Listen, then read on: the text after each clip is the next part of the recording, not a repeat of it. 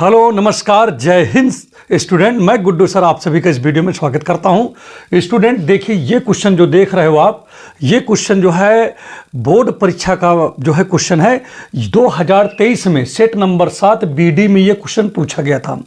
और इस क्वेश्चन में स्टूडेंट क्या है कि वेरी इजी क्वेश्चन है, लगातार ये कई बार परीक्षाओं में पूछे भी जा रहे हैं। तो आप इसको जो है शुरू से लास्ट तक अवश्य देखिए, आपको 101% समझ में आ जाएगा और इस वीडियो में आपको बहुत कुछ सीखने को भी मिलेगा। तो यहाँ पर सबसे पहली बात ये क्या लिखा है, इसमें थोड़ा पढ़ लेते हैं। So that the point A 2, 3, 4, B point है -1, -2 और +1 है, एंड सी क्या लिखा है 5, 8, 7 आर कोलिनियर। कोलिनियर का मतलब होता है स्टूडेंट सररेख, जो एक ही रेखा में हो। तो आपको ये बताना है प्रिय छात्र कि ये तीनों बिंदु एक ही रेखा में है, ये आपको प्रूव करना है। तो यहाँ पर देखिए, सबसे पहली बात देखिए, यहाँ पर देखिए 3 बिंदु देखिए ना, यहाँ पर 3 दिए हुए हैं। तो इसका मतलब है ये x, ये y अक्ष, ये z अक्ष, मतलब यहाँ पर 3 अक्ष होंगे। कौन कौन से?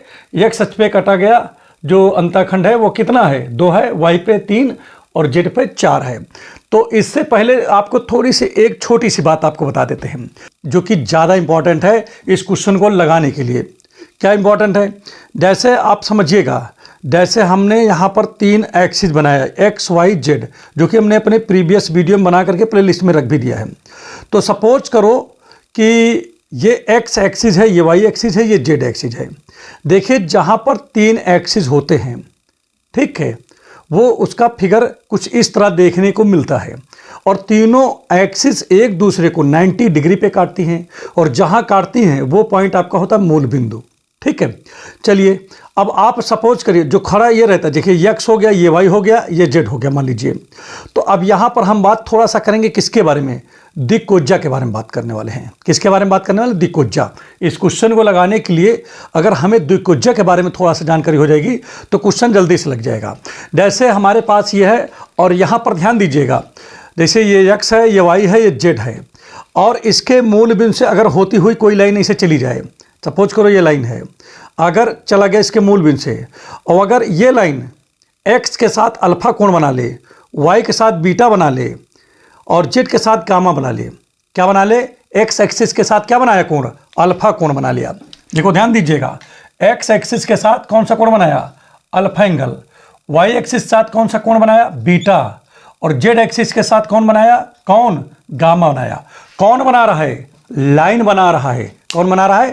लाइन। जैसे हमने आपको पहले बता दिया कि 3 एक्सिस हैं, ठीक, और इसके मूल बिंदु से अगर कोई लाइन चली जाए, अगर इसके जो 3 एक्सिस है इसके मूल बिंदु से, ठीक है, ओरिजिन से अर्थात, तो अगर x के साथ अल्फा कोण बना ले, y के साथ बीटा बना ले, z के साथ गामा बना ले, तो उस कंडीशन में स्टूडेंट यहाँ पर देखिए क्या होगा।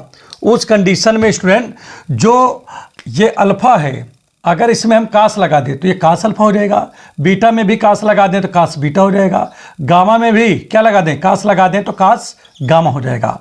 तो बेटा ये जो 3 चीज़ आप देख रहे हो, इन तीनों चीज़ों को हम क्या बोलते हैं? यही हमारा डायरेक्शन क्या होता है? कोसाइन होता है, जिसे हम क्या बोलते हैं? दिक्कोज्जा बोलते हैं। तो यहाँ पर देखिए, अगर कोई आपसे पूछ ले कि दिक्कोज्जा होता क्या है, दिक्कोज्जा, तो दिक्कोज्जा का मतलब स्टूडेंट क्या मैंने बोला? दिक्कोज्जा का मतलब होता है डायरेक्शन कोसाइन होता है, कोसाइन। तो देखिए डायरेक्शन कोसाइन क्या होता है कि अगर एक्स वाई जेड के मूल बिंदु से, जैसे एक्स वाई जेड एक्सिस के मूल बिंदु से अगर कोई लाइन चली जाए और अगर एक्स अक्ष के साथ अल्फा कोण बना ले वो लाइन, वाई के साथ बीटा कोण बना ले और जेड के साथ गामा बना ले, जो कौन बना ले? जो लाइन मूल बिंदु से जा रही है, ठीक है, एक्स वाई जेड के। बात समझ में आ रहा है नहीं आ रहा है? तो अगर अल्फा बीटा गामा बना ले रही है, एक्स के साथ अल्फा बना रही है, वाई के साथ बीटा बना रही है, जेड के साथ गामा बना रही है, और इसी अल्फा बीटा गामा को अगर कास के साथ बोल दिया जाए तो यही कास अल्फा, कास बीटा, कास गामा, इसी को हम क्या बोलते हैं? डायरेक्शन कोसाइन अर्थात दिक्कोज्जा बोलते हैं। किसकी दिक्कोज्जा बोलते हैं? लाइन की दिक्कोज्जा होती है। किसकी? लाइन की दिक्कोज्जा होती है। तो चलिए यहाँ तक बात समझ में आ गया। एक चीज़ मैं आपको बता दूँ, इस दिक्कोज्जा को हम क्या करते हैं? एल बराबर दिखाते हैं। एक्स अक्ष के साथ जो बनाता है उसको हम एल से दिखाते हैं और वाई के साथ जो बनाता है उसको एम से और जेड के साथ जो बनाता है उसको एन से। अर्थात हम क्या लिख सकते हैं? एल बराबर कास अल्फा, m बराबर क्या हो जाएगा कास बीटा, और n बराबर क्या हो जाएगा कास गामा हो गया। तो यहाँ पर अल्फा बीटा गामा ये क्या हो गया, फिर ये आपका हो जाएगा द्विकोज्जा हो गया। तो ऐसी अब एक चीज़ हो गया, द्विकोज्जा समझ में आ गया होगा कि कोई भी मान लीजिए कि देखिए एक्स वाई जेड का, ठीक है, कोई एक्सिस है और उसके मूल बिंदु से अगर कोई लाइन चली जाए और अल्फा के एक्स अक्ष के साथ अल्फा कोण बना ले, वाई के साथ बीटा बना ले, जेड के साथ गामा कोण बना ले, तो इसे हम अगर कास के साथ बोल दें कास अल्फा कास बीटा कास गामा, तो यही कास अल्फा कास बीटा कास गामा जो होगा वो क्या होगा डायरेक्शन कोसाइन होगा, अर्थात द्विकोज्जा होगा किसकी, उस लाइन की, ठीक है, उस लाइन की एक्स अक्ष के साथ द्विकोज्जा क्या होगा कास अल्फा, उस लाइन की वाई अक्ष के साथ द्विकोज्जा क्या होगा तो कास बीटा होगा, उस लाइन की जो है जेड अक्ष के साथ क्या होगा द्विकोज्जा, तो हम क्या बोलेंगे कास गामा बोलेंगे। क्लियर हो कि नहीं हो गया। एक कंडीशन यहाँ पर और भी होता है स्टूडेंट, अगर दोनों सभी को स्क्वायर करके हम जोड़ दें तो इसकी वैल्यू स्टूडेंट क्या होती है 1 हो जाती है। चलिए तो ये तो हो गया द्विकोज्जा के बारे में, तो द्विकोज्जा के बारे में थोड़ा सा जानकारी हमने इसे ओरली दे दिया, ठीक है, और ऐसे ही नॉर्मल है। और ब्रीफली में हमने आपको पहले बता दिया हूँ कि प्ले लिस्ट में इसका वीडियो बना करके मैंने रख रखा हूँ, वहाँ पर जा करके आप इसको बहुत अच्छे से आप देख सकते हो। तो देखिए दूसरी चीज़ हमने बताया कि देखिए ये हमारा L, ये हमारा M है, ये हमारा N है, ठीक है।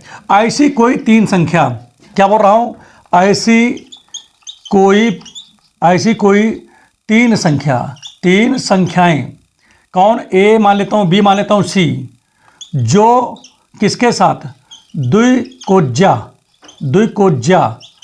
द्विकोज्जाएं के साथ समान अनुपात बनाते हैं। क्या बनाते हैं, समान अनुपात बनाते हैं, या समान द्विकोज्जाओं के साथ समानुपाती होते हैं। यहाँ पर बोल सकते हो समानुपाती, अर्थात प्रोपोर्शनल हो जाए, प्रोपोर्शनल, ठीक है ना, अगर प्रोपोर्शनल हो जाए, ठीक है। तो अगर समझिएगा ऐसी तीन संख्याएं ए बी सी मान लिया द्विकोज्जा के साथ क्या हो जाए समान अनुपात बना ले, समानुपातिक हो जाए, या इसी को हम बोलते हैं समानुपाती हो जाए या प्रोपोर्शनल हो जाए, तो ये तीनों संख्याएं क्या कहलाने लगती हैं, द्विक अनुपात कहलाने लगती हैं। द्विक अनुपात का मतलब होता है कि डायरेक्शन रेशियो हो जाएगा, ये मतलब डायरेक्शन रेशियो। तो आप इन तीनों संख्या को क्या कहोगे, डायरेक्शन रेशियो कहोगे, जिसे हम बोलते हैं द्विक अनुपात बोलते हैं, ठीक है, अनुपात, ठीक। तो यहाँ पर समझो जैसे यही तीन संख्याएं ए बी सी है, अगर मैं इसके साथ रेशियो बना दूं तो एल रेशियो ए हो गया, दूसरे को इसके साथ बना दूं एम रेशियो बी हो गया, तीसरा ले लिया एन के साथ रेशियो बना लिया। देखिए ऐसी कोई तीन संख्याएं जो द्विक अनुपात के साथ क्या हो जाए समान अनुपात बना लें। तो देखिए अनुपात बना लिया, ये पहले के साथ, दूसरा दूसरे के साथ बना ले, तीसरा तीसरे के साथ, और ये अगर समान हो जाए, क्या हो जाए समान माने बराबर हो जाए तीनों अनुपात। तो अगर तीनों अनुपात बराबर हो जाए, जहां पर एक से ज़्यादा अनुपात बराबर हो जाते हैं उसे समानुपाती कहा जाता है, प्रोपोर्शनल कहा जाता है कि नहीं। तो यहां पर देखिए समानुपाती हो गई है भाई, देखिए जो अनुपात इसका है वही अनुपात इसका है, वही अनुपात इसका, तो तीनों का अनुपात बराबर हो गया। अर्थात इसी चीज़ को हम क्या लिख सकते हैं, L/A लिख सकता हूं, भाई रेशियो में है तो इसको M/B बोल सकता हूं, इसको N/C बोल सकता हूं। तो देखिए तीनों रेशियो क्या हुआ, ABC, तीनों रेशियो आपस में क्या हो गए, देखिए ABC L/M/N के साथ समान अनुपात बना लिए, बनाए कि नहीं बनाए। तो इसका मतलब क्या हुआ, इसका मतलब हुआ कि A और B और C ये सभी क्या हैं, ये डायरेक्शन रेशियो कहलाएंगे, ठीक है, जिसे हम हिंदी में क्या बोलते हैं, द्विक अनुपात बोलते हैं। क्लियर हो गया नहीं हो गया। तो ये थोड़ा सा मतलब एक छोटा सा वो था, ठीक है, जानकारियाँ थी जिसे मैंने ऐसे ही बता दिया आपको थोड़ा सा, ताकि आपको कुछ समझ में आने लगे। और कुछ चीज़ें और आपको हम अभी बता देते हैं सवाल लगाने से पहले, ताकि कोई दिक्कत ना हो। इसीलिए स्टूडेंट अगर कभी भी दो बिंदु दी हों, देखो जैसे हमारे पास में एक बिंदु यहाँ पर है A1 B1 C1 है, एक बिंदु है, दूसरा बिंदु यहाँ पर है, ठीक है, और इस दोनों बिंदुओं को मिला दिया तो एक रेखा बन गई, एक लाइन बन गया। ये बिंदु है A2 B2 और C2 है। अगर स्टूडेंट आपसे पूछा जाए कि इस लाइन का क्या कहते हैं द्विक अनुपात क्या होगा, अर्थात डायरेक्शन रेशियो क्या होगा, तो हम लोग कुछ नहीं करते हैं, पहले से पहला घटा देते हैं। तो A2 से A1 को घटा देंगे कामा, दूसरे से दूसरा, B2 से B1 सब्ट्रैक्ट कर देंगे और तीसरे से तीसरा सब्ट्रैक्ट कर देंगे, तीसरे से, ठीक है, तीसरे से तीसरा, तीसरा यहाँ पर C1 है, यहाँ C2 है, तो C2 माइनस C1। तो बेटा यही हमारा क्या हो गया, यही हमारा इस लाइन का क्या हो गया, द्विक अनुपात हो गया, अर्थात डायरेक्शन रेशियो हो गया। समझ में आ रहा है कि नहीं आ रहा है? जैसे हमारे पास में मान लीजिए कि एक पॉइंट यहाँ पर है 5, 6, 7 है और यहाँ पर लिखा है, क्या नाम है, इसका नाम है A है, इसका नाम है B, और यहाँ पर लिखा है 1, 2, 3 लिखा है। अगर आपसे कोई पूछता है कि चलिए AB का डायरेक्शन रेशियो बताइए, अर्थात द्विक अनुपात बताइए, तो आप क्या करोगे, पहले से पहला घटा दोगे, तो 5 में से 1 घटा दोगे, कामा, दूसरा 6 लिखा है, इसमें से इसका दूसरा घटा दीजिए, 2 घट गया, इसमें 7 लिखा है, 7 में से 3 घटा दीजिए, तो यहाँ पर क्या आएगा, 5 में से 1 जाएगा, 4 बचेगा, 6 से 2 जाएगा, 4 बचेगा, 7 से 3 जाएगा, यहाँ पर 4, यहाँ पर भी बचेगा, तीनों यहाँ पर स्टूडेंट क्या हो गए, बराबर हो गए। तो बराबर हो चाहे ना बराबर हो, इससे कोई दिक्कत नहीं है। बहरहाल AB का जो डायरेक्शन रेशियो, ठीक है, अर्थात द्विक अनुपात जो होगा वो 4, 4, 1 होगा। अभी तो यहाँ पर बराबर है, छोटा बड़ा भी हो सकता है भाई। ये नंबर जैसे हमने सीरियल वाइज ना मान करके यहाँ पर मान लीजिए कि हम 8 मान लेते, तो 8 में से फिर 2 जाता, तो 8 से 2 जाता तो कितना बचता, यहाँ 6 हो जाता कि नहीं। तो अब आपका जो है AB का डायरेक्शन रेशियो अर्थात द्विक अनुपात 4, 6, 4 हो गया। तो इस प्रकार से स्टूडेंट क्या होता है, डायरेक्शन रेशियो निकाला जाता है जब हमें 2 बिंदु पता हो। तो किसके, रेखा पर 2 बिंदु पता हो तो उस रेखा का जो है ये क्या कहते हैं, डायरेक्शन रेशियो, इस तरीके से आप निकाल सकते हो। अब चलिए एक चीज़ मैं आपको थोड़ा सा और बता देता हूँ, ध्यान देने की ज़रूरत है, बहुत आसान सवाल है, ठीक है, और इसमें ज़्यादा कुछ करना है नहीं। तो पहले हम सवाल पे आते हैं। सवाल में देखिए, मैंने आपको पहले बता रखा हूँ कि सवाल देखिए 2023 में सेट नंबर 7 BD में पूछा गया है। थोड़ा सा यहाँ पर आपको थोड़ी सी जानकारी हमने दी है अलग से, ताकि क्वेश्चन को समझने में कोई समस्या ना हो। तो देखिए बच्चों, यहाँ पर हमारे पास क्या है, क्या लिखा था, सो दैट द पॉइंट A और यहाँ पॉइंट B है, यहाँ पॉइंट C है, आर कोलिनियर। तो यहाँ पर बच्चों हम कुछ नहीं करते हैं, यहाँ पर हम सोल्यूशन लिखते हैं और चलिए इसको लगाते हैं। तो देखिए डायरेक्शन, देखिए यहाँ पर हमको बताना है कोलिनियर। कोलिनियर का मतलब ये और ये, अर्थात ABC अगर एक लाइन में हो जाए, किसमें, एक लाइन में, A, B और C अगर एक लाइन में हो जाए तो बच्चा आप यहाँ पर बोल सकते हो कि ये तीनों जो है A और B, C कोलिनियर हो गए, एक लाइन में हो जाए। तो पहले चलो इसका जो है द्विक अनुपात निकाला जाए इसका। तो यहाँ पर क्या लिखेंगे, मैं हिंदी इंग्लिश दोनों वर्जन लिख दूंगा, परेशान ना हो। यहाँ क्या लिखोगे, डायरेक्शन रेशियोज ऑफ, ठीक है, ऑफ द लाइन ज्वाइनिंग कौन से है भाई, A and B। A capital लिख दे रहा हूं, कैपिटल A एंड B। तो A और B को जोड़ने वाला, जैसे A और A यहां पर है, B यहां पर है, तो इस लाइन का पहले डायरेक्शन रेशियो चलो निकाला जाए AB का। तो AB का जब डायरेक्शन रेशियो निकालेंगे तो क्या होगा, तो हमने बताया कि AB का अगर निकालना है तो आपको B वाले से A वाले को घटाना पड़ेगा, A और B, ठीक है। तो direction ratio of the line joining A and B, मतलब A और B को मिलाने वाली। तो देखिए हमारी बात समझो, A और B ये है, मान लेता हूं, ठीक है, A और B ये है। A की वैल्यू क्या है, देखो ध्यान दीजिएगा, यहाँ लिखा है 2, 3, 4 लिखा है। B की वैल्यू लिखा है -1, -2, 1 लिखा है। तो चलिए इसका डायरेक्शन रेशियो निकाला जाए। अभी हमने आपको बताया पहले से पहला घट जाता है, तो देखिए -1 से कौन घटेगा, 2 घटेगा। तो यहाँ लिख दीजिए -1, -2 कामा, अब की बार दूसरे से दूसरा घटा दीजिए, तो -2 से 3 घटेगा, तो -2 से 3 घटा दिया। अब क्या सब्ट्रैक्ट करेंगे, 1 से 4 को सब्ट्रैक्ट कर दें, तो 1 - 4 सब्ट्रैक्ट कर दिया कि नहीं कर दिया। तो इस हिसाब से स्टूडेंट यहाँ पर क्या निकला यहाँ पर -3, -5 और -3 आ गया कि नहीं भाई। यहाँ पर देखिए -2, -1, -3 और यहाँ 3 to 5, यहाँ पर -3 आ गया। तो ये तो किसका डायरेक्शन रेशियो निकला, AB का निकल आया।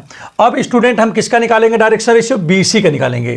किसका निकालेंगे, BC का। मान लेता हूँ बी यहाँ पर है, सी यहाँ पर है। बी के पॉइंट क्या लिखे हैं, देखो ध्यान दीजिएगा, -1 -2 1 लिखा है। और सी के पॉइंट क्या लिखा है, 5 लिखा है, 8 लिखा है, 7 लिखा है। ठीक है, अब इस प्रकार से स्टूडेंट यहाँ पर क्या लिखेंगे, यहाँ पर फिर से ही देखिए बी सी लिखेंगे तो क्या लिखेंगे, डायरेक्शन रेशियोज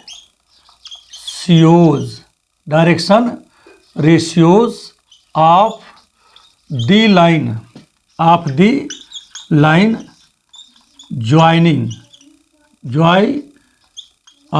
ज्वाइनिंग किसको किसको ज्वाइन हो रहा है, देखो ध्यान दीजिएगा, ज्वाइनिंग बी और सी को कर रहे हैं, बी एंड सी।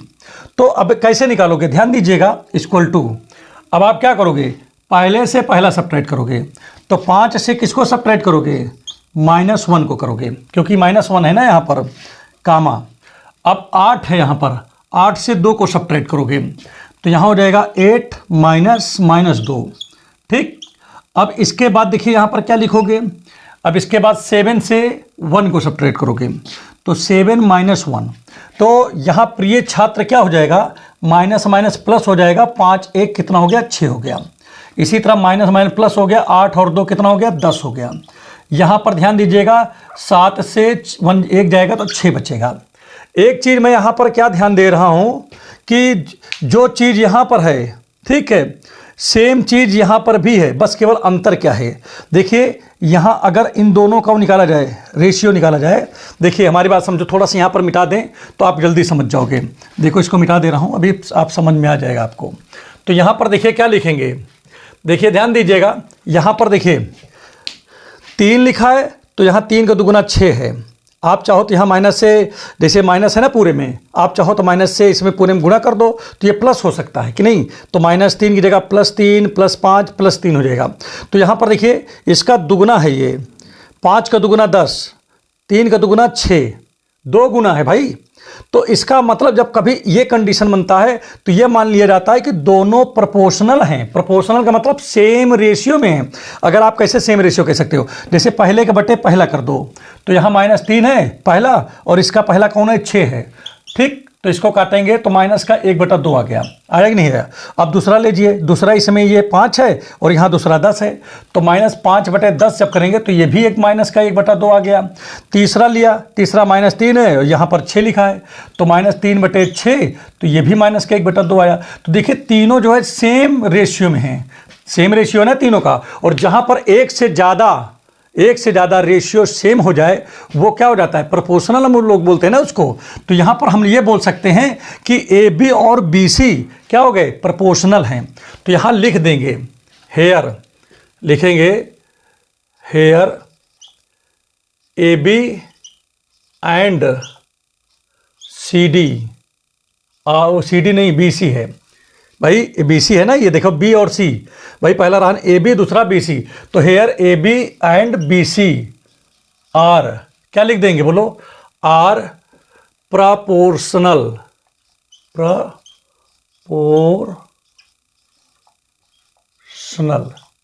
ये क्या हो गए, प्रोपोर्शनल हो गए। क्या हो गए भाई, प्रोपोर्शनल हो गए। अगर AB और BC प्रोपोर्शनल हो गए, अच्छा हमने बताया प्रोपोर्शनल होने का कारण क्या है कि इसका रेशियो निकाला, इसका रेशियो निकाला, इसका रेशियो निकाला। अरे जो बटे करे हो वो रेशियो ही होता है। आप कैसे देख लो, इसे देख लो, जैसे 3:6 लिख दें, जैसे -3 लिखा है रेशियो 6 लिख दिया। दूसरा वाला क्या लिखा है, 5 और 10 का है तो -5:10 लिख दिया। तीसरा क्या है, 3 और 6 लिखा है तो -3:6 लिख दिया। तो भैया जब इसको काटोगे तो देखिए क्या आ गया, देखिए ध्यान दीजिएगा, 3 1 जा 3, 3 2 जा 6, 3 देखिए 5 1 जा 5, 5 2 जा 10, 3 1 जा 3, 3 2 जा 6। तो देखिए कितना आ गया, ये आ गया, देखिए माइनस है तो इसको हम रेशियो में, तो इसको ये भी तो लिख सकते हैं 1/2, इसका ये भी देखिए -1/2, ये भी देखिए -1/2। या ऐसे ही देखना चाहो तो 1:2, 1:2, 1:2, माइनस से कोई लेना देना नहीं। तो देखिए सभी के तीनों का रेशियो सेम है। अगर जहाँ पर एक से ज़्यादा जो है चीज़ों का रेशियो क्या हो जाए, सेम आ जाए, वहाँ तो उसको हम प्रोपोर्शनल बोलते ही हैं। तो यहाँ पर हमने क्या बोल दिया कि ए बी और बी सी जो है वो प्रोपोर्शनल है। और अगर प्रोपोर्शनल हो जाए दो लाइन तो इसका मतलब क्या हुआ, इसका मतलब है कि दोनों लाइन हमेशा पैरेलल हो जाती है, समांतर हो जाती है। इसलिए क्या लिखेंगे, इसलिए A B and B C और क्या हो जाएगा, बोलो पैरेलल हो जाएगा। पैरेलल क्या हो गया, पैरेलल हो गया। ए बी और भाई प्रोपोर्शनल है, भाई प्रोपोर्शनल का मतलब इसका रेशियो सेम हो गया, ठीक है। अगर दोनों का रेशियो सेम है तो सीधा सा बात है कि दोनों पैरेलल हैं, तभी तो सेम है कि नहीं। तो चलिए यहां तक आप अच्छे से काम कर लिए हो। अब इसके बाद क्या लिखेंगे, बट बी इज, देखिए यह लिखेंगे B is a common point, ठीक है। तो बी क्या है बताओ, कॉमन पॉइंट है, ठीक है। किसमें, इन, ठीक है, A B and B C में, ए बी और बी सी में देखिए बी क्या है, कॉमन पॉइंट है। अगर ये पैरेलल है ए बी और बी सी, देखो ध्यान दीजिएगा, ए बी आपने क्या कहा कि ए बी, देखो ये ए है ये बी है और बी सी पैरेलल हैं, देखो ध्यान दीजिएगा, ए बी और बी सी पैरेलल है। आप यही तो बोलोगे कि भाई पैरेलल हैं, तो भाई पैरेलल है तो बी बी दोनों पॉइंट सेम है ना। अगर ये सेम पॉइंट है तो ये उठ करके कहाँ जाएगा, ऊपर जाएगा, तो मतलब यहां से ये जाएगा आगे। तो भाई देखिए क्या बन जाएगा, फिर ये मिट जाएगा, तो ए बी बी सी।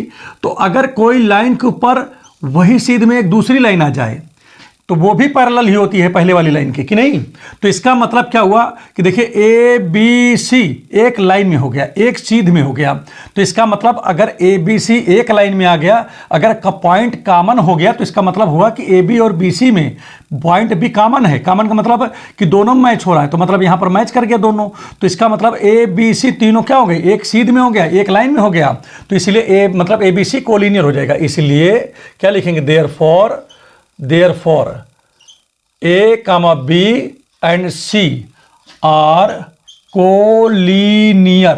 तो आप इस तरीके से लगा करके आप जो है आंसर ला सकते हो। तो देखिए स्टूडेंट, आपने कुछ नहीं किया, यहां से शुरू किया था और यहीं पर खत्म हो गया, ठीक। इसी का हिंदी वर्जन भी हम आपको यहां पर दिखा देते हैं। हिंदी वर्जन में क्या लिखोगे यहां पर ध्यान दीजिएगा, ए और बी को मिलाने वाली रेखा का द्विक अनुपात, ए और बी को मिलाने वाली रेखा का द्विक अनुपात किसे बोलते हैं बताओ, वही डायरेक्शन रेशियो को जो यहां पर हमने लिखा था, डायरेक्शन रेशियो। तो क्या लिखा था आपने, ध्यान दीजिएगा, इक्वल टू, यहां लिखा था -1 -2 कामा -2 -3, फिर यहां लिखा था 1 कामा -4। तो स्टूडेंट ये कितना आ गया था, -3 -5 माइनस का 3 आ गया। स्टूडेंट आगे क्या लिखोगे, फिर लिखोगे बी सी, बी और सी को मिलाने वाली रेखा का द्विक अनुपात। देखो हिंदी भी वर्जन लिख दिया हूं। तो इसका क्या हो गया, देखिए डायरेक्ट लिख रहा हूं, इसको आप लिख दीजिएगा 6 - 1 6 10 6 कितना आ गया ये भाई, 6 10 6 लिख दिया। अब यहां पर क्या लिखेंगे, यहां ए बी और बी सी क्या हैं, अनुपातिक हैं, समानुपाती हैं।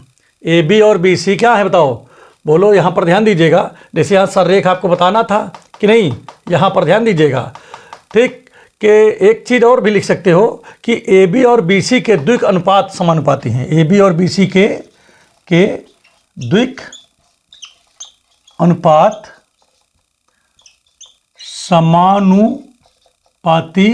समानुपाती हैं। अगर ए बी और बी सी के द्विक अनुपात समानुपाती हैं, इसका मतलब क्या हुआ, ए बी और बी सी क्या हैं, समांतर हैं, ठीक। ए बी और बी सी क्या हो गए, समांतर हैं। लेकिन बिंदु बी दोनों अर्थात AB और BC दोनों में उभयनिष्ठ है,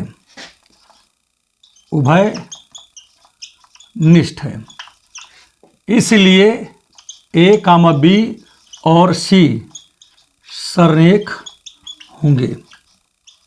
तो इस तरीके से देखिए, बहुत ही छोटा सा सवाल था, इसमें कुछ भी नहीं करना पड़ा। तो इस तरीके से आप क्वेश्चन को बहुत आसान तरीके से आप लगा सकते हो। तो यहाँ पर देखिए, अगर समझ में आ रहा हो तो प्लीज़ चैनल को लाइक सब्सक्राइब अवश्य कर दें। वैसे इतना ज़्यादा हमने इसको बोल दिया है, इतना ज़्यादा लगा दिया है कि आपको ऑटोमेटिक आ ही गया होगा, इसमें कोई समस्या नहीं हुआ होगा। तो चलिए नेक्स्ट क्वेश्चन आपको बताते हैं किस प्रकार से सॉल्व होगा। और आइए इसी का एक और लास्ट ये क्वेश्चन है जो कि 2023 में सेट नंबर 7 BD में पूछा गया है। इसमें क्या लिखा है, इफ वेक्टर ये लिखा है, वेक्टर ये लिखा है, are perpendicular to each other then find the value of lambda. कह रहा है कि वेक्टर ये और वेक्टर ये दोनों परस्पर लंबवत हैं। परपेंडिकुलर का मतलब लंबवत हैं, तो लेम्डा का मान बताइए। तो एक चीज मैं आपको बता देता हूं, यहां लेट कर लेता हूं, लेट वेक्टर ए बराबर, क्योंकि वेक्टर है तो मान भी सकते हो, यहाँ हो गया 2i प्लस जे और यहाँ पर प्लस के हो गया। और वेक्टर बी बराबर, यहाँ पर ध्यान दीजिएगा, i लिखा है -4j और प्लस लेम्डा के लिखा है। ठीक है, यदि देखिए if vector A and vector B are perpendicular हैं, परपेंडिकुलर टू ईच अदर, अगर बेटा ये परपेंडिकुलर हैं तो उस कंडीशन में आपको क्या पता है कि इसका जो डॉट प्रोडक्ट होता है वो 0 के बराबर होता है। क्या होता है, डॉट प्रोडक्ट 0 के बराबर होता है। तो स्टूडेंट एक की जगह पे क्या लिखोगे, 2i प्लस जे प्लस के, ठीक है, और यहाँ डॉट पी की जगह क्या लिखा है, i -4j और यहाँ पर प्लस लेम्डा के है। ठीक, तो अब यहाँ पर ध्यान दीजिएगा स्टूडेंट, आपको पता है कि डॉट प्रोडक्ट में अगर i को i के साथ गुणा कर दें, ठीक है, कैप है सब पे, i कैप को i कैप के साथ कर दो 1 होगा, j को j के साथ कर दो तो 1 होगा, k को k के साथ कर दो तो 1 होगा। लेकिन अगर i को j के साथ कर दो, मतलब अलग अलग किसी भी, तो 0 हो जाता है। इसी प्रकार j को k के साथ कर दें तब भी 0। तो कहने का मतलब कि सेम अगर मल्टीप्लाई होगा एक जैसे तो वहाँ पर 1 आएगा, अलग अलग आएगा तो 0 आएगा। तो स्टूडेंट देखिए, वैसे तो नियम ये होता है कि एक बार इसका इसमें करो, फिर इसी का इसमें करो, फिर इसका इसमें करो। लेकिन स्टूडेंट जब इसके साथ इसको करोगे इंटू, तो i के साथ j आ जाएगा तो 0 हो जाएगा, i के साथ k का करोगे तब भी 0 आएगा। तो इतना ज़्यादा जो है लेंदी करने की कोई ज़रूरत नहीं है। अब देखिए कोफिशिएंट को कोफिशिएंट के साथ करते हैं, तो देखिए 2 1 जा 2 हो गया। अब i का गुणा i के साथ होगा, i का डॉट प्रोडक्ट मतलब, तो i डॉट i हो गया।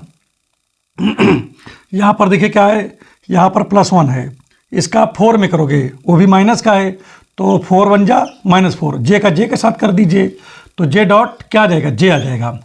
इसी प्रकार से k को k के साथ कर दीजिए, तो यहाँ लेम्डा है, इसके यहाँ कोफिशिएंट 1 है इसमें छिपा, तो लेम्डा का 1 में करेंगे तो लेम्डा आएगा, और k का k के साथ डॉट प्रोडक्ट कराएंगे तो k डॉट k आ जाएगा बराबर 0।